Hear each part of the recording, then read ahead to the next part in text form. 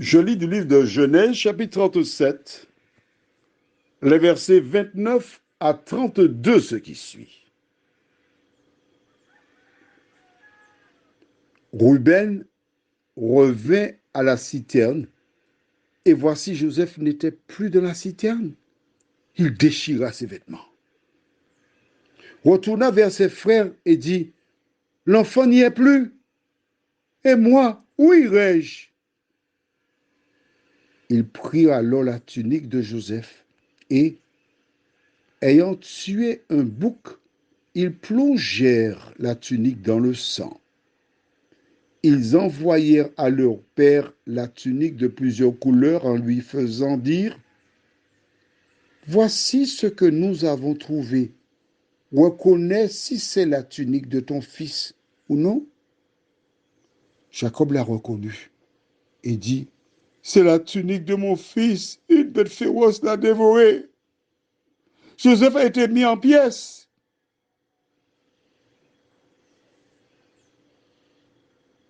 Prions. Notre Seigneur, notre Dieu, nous sommes arrivés jusqu'au verset 33. Nous allons maintenant prendre le temps pour étudier cette portion de la parole. Que le Saint-Esprit continue de nous éclairer, nous t'en prions. Au nom de Jésus, pour ta gloire éternelle. Amen. Tu te rappelles, je t'avais dit que Ruben n'était pas là. Tu vois? La Bible te dit que Ruben revient à la citerne. Ils cherchent, donc ils étaient 9. Mais ils ont pris le souhait de vendre Joseph 20 cycles d'argent. Donc il n'y a pas de pétard, il n'y a pas de problème. On l'a vendu 20 cycles, voici ta part 2 cycles d'argent. Tout le monde a le même montant. On s'est débarrassé de Joseph. Avec ses songes, il a dit qu'il fallait que nous venions pour l'adorer, se procéder devant lui. Non, non, non, non. On s'en est débarrassé. Tous les 9, on est d'accord. Donc tu dois accepter. Ruben, qui est le plus âgé, il prend conscience que ce sera quelque chose de chaud pour l'annoncer à son père, Jacob, la disparition de Joseph. C'est pas une partie de plaisir. Parce que Joseph et Benjamin, ces deux garçons-là, sont la prunelle des yeux de leur père qui est âgé, qui ne peut plus sortir, faire paître les animaux. Comment ferons-nous?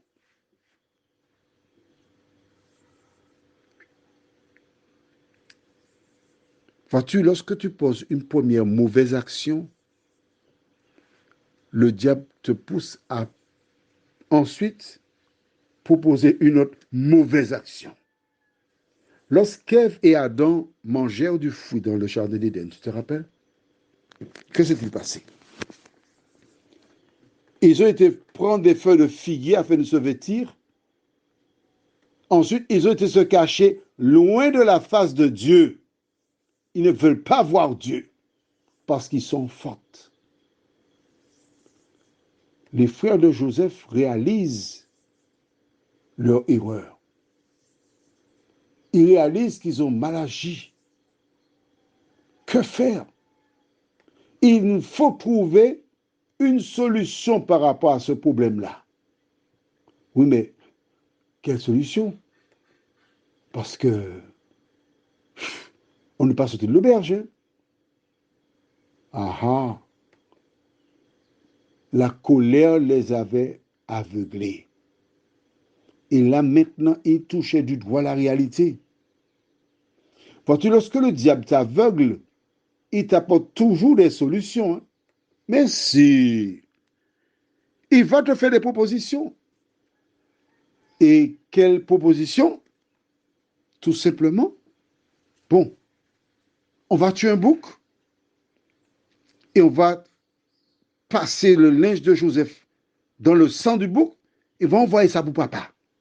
Il va comprendre tout de suite que Joseph a été tué par un animal sauvage. C'est ce qu'il faut. Mais je t'invite avec moi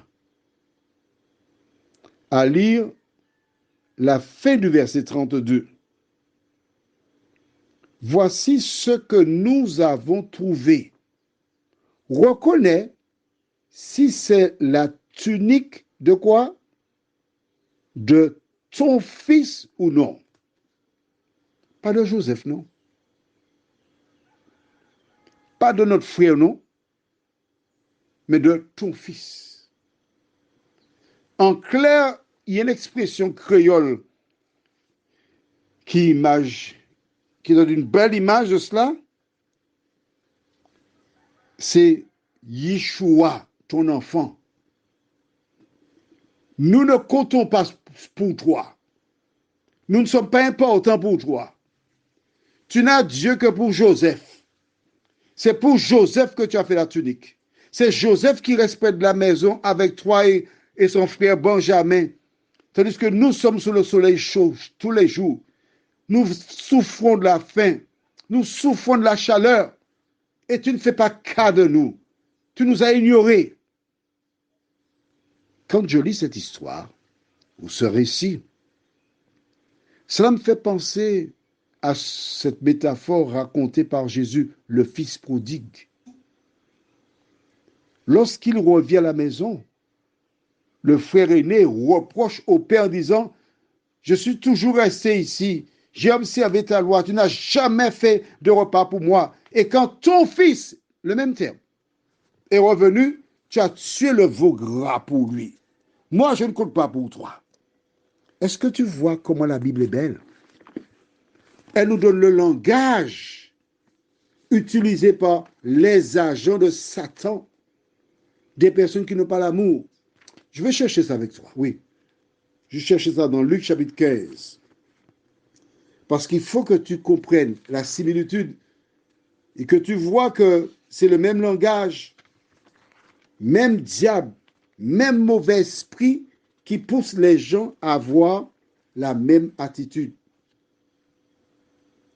Je lis dans Luc chapitre 15, verset, pour que tu comprennes, à partir du verset 26. Non, 25, c'est mieux. Or, le fils aîné était dans les champs. Lorsqu'il revint et approcha de la maison, il entendit la musique et les danses. Il appela un des serviteurs et lui demanda ce que c'était. Ce serviteur lui dit, ton frère est de retour et ton père a tué le veau gras parce qu'il l'a retrouvé en bonne santé. Il se mit en colère et ne voulut pas entrer. Son père sortit et le pria d'entrer, mais répondit à son père, voici, il y a tant d'années que je te sers sans avoir jamais transgressé tes ordres, et jamais tu ne m'as donné un chevreau pour que je me réjouisse avec mes amis. Et quand ton fils est arrivé, on s'arrête là. D'accord, ton fils, tu as vu? On retourne dans Genèse 37. La fin du verset 32, reconnais si c'est la tunique de ton fils. Même expression.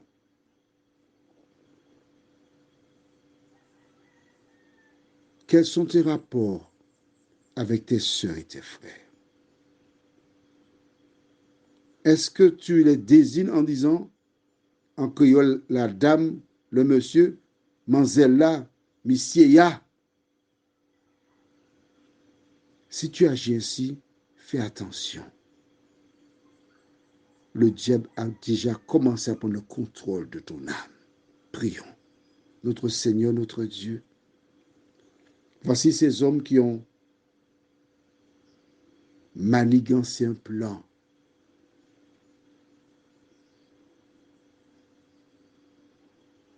pour ne pas voir la souffrance, la réaction de leur père. Seigneur, il arrive que plusieurs agissent de la même manière. Mais ce soir, nous avons lu, nous avons compris tes paroles et surtout réalisé que le frère